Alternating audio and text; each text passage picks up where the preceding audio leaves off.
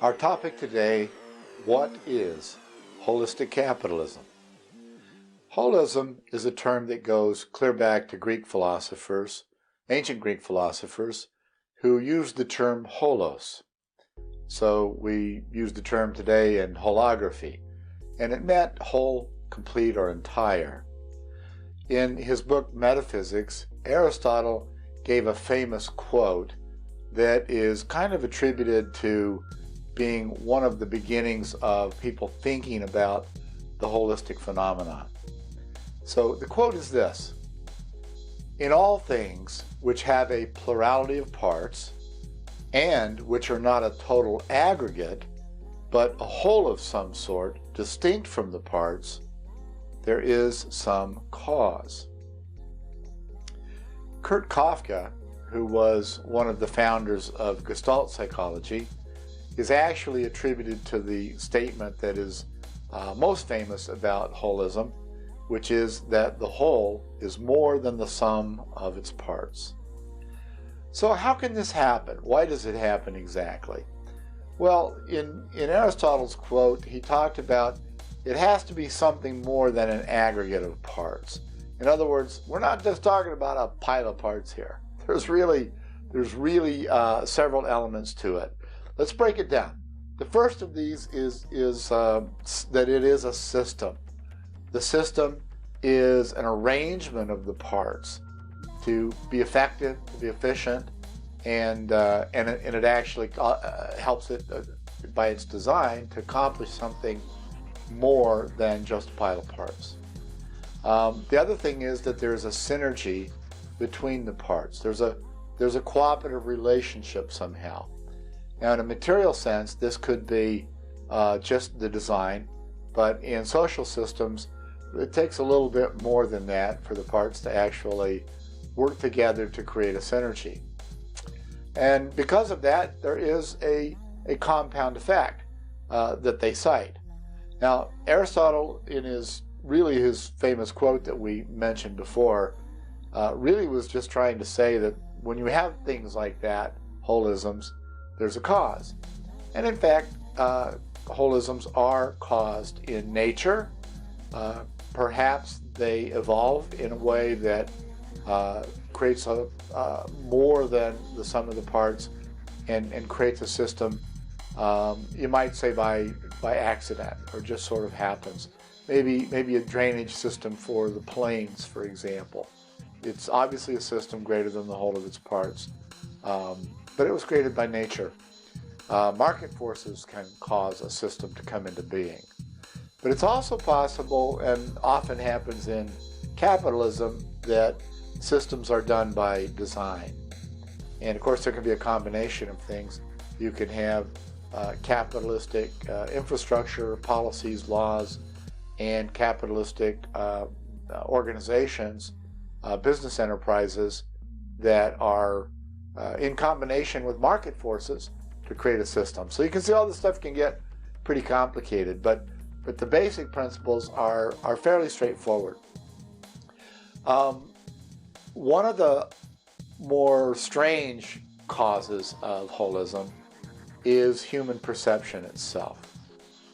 Now, Gestalt psychologists are famous for coming up with these little graphics, like the one we're showing you now, where you have the three little Pac-Man symbols, and if you arrange them in just the right way, the mind actually perceives or creates or projects a triangle.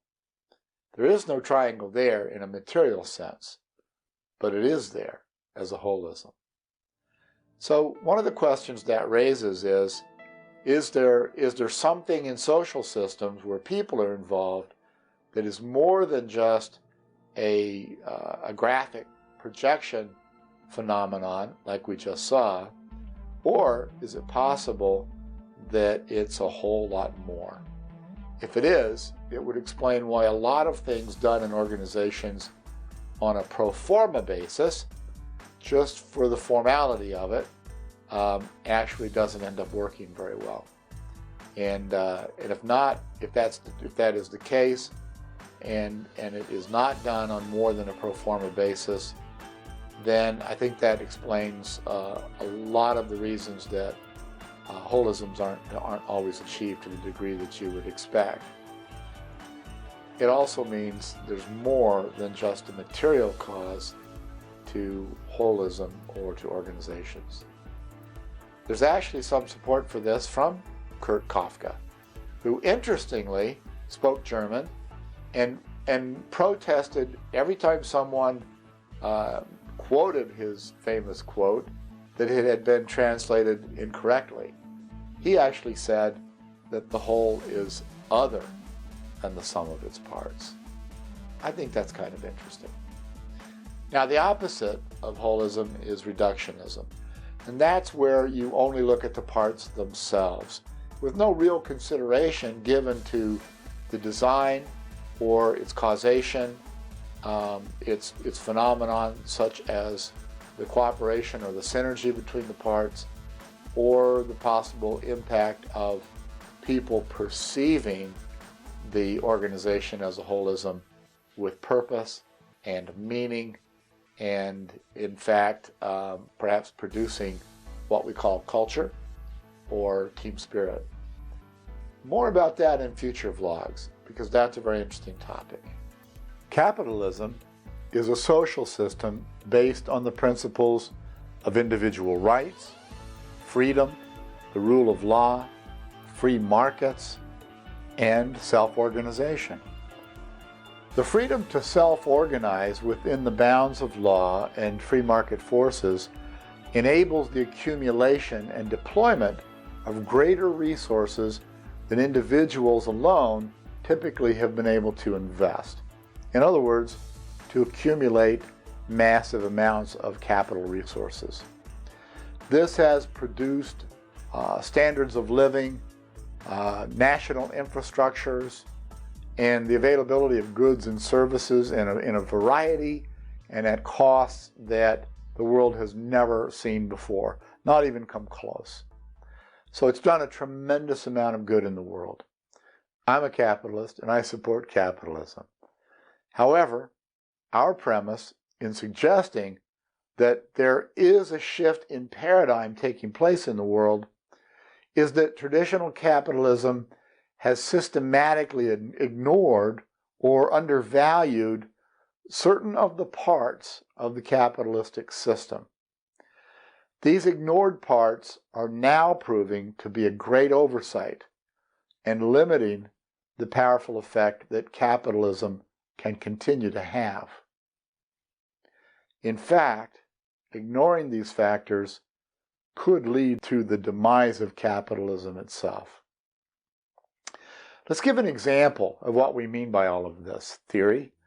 In capitalism today, we have many companies that have seen it as a benefit to the world, but also a self-interested benefit to themselves to practice recyclability.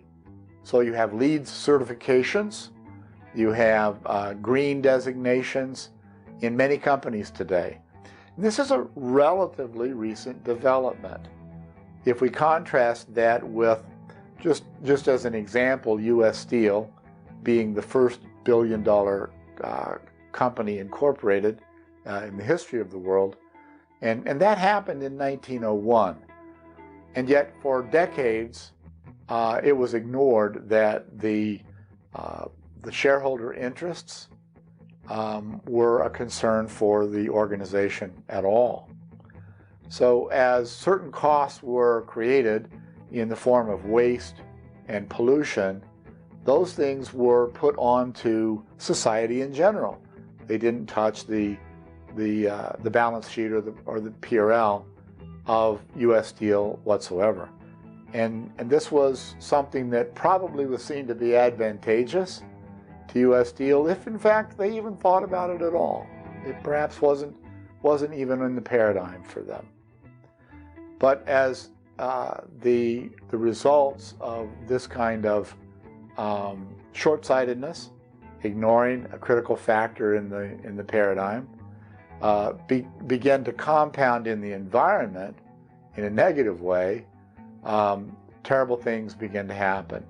And so we ended up with 3 Mile Island and the awareness growing in the community in the form of legislation and the creation of super funds for cleanup and corporate taxation in order to help fund those things. And so it would have been better in the end if back in 1901 that had actually been part of the paradigm. So that's a kind of a quick example of just one factor that we're talking about. There are many others that we'll explore, but that's a good basic introduction of what holism, capitalism, and holistic capitalism means. So that's our topic for today. Thanks very much for listening. Next time, our topic will be, what are the 3 critical axioms of holistic capitalism?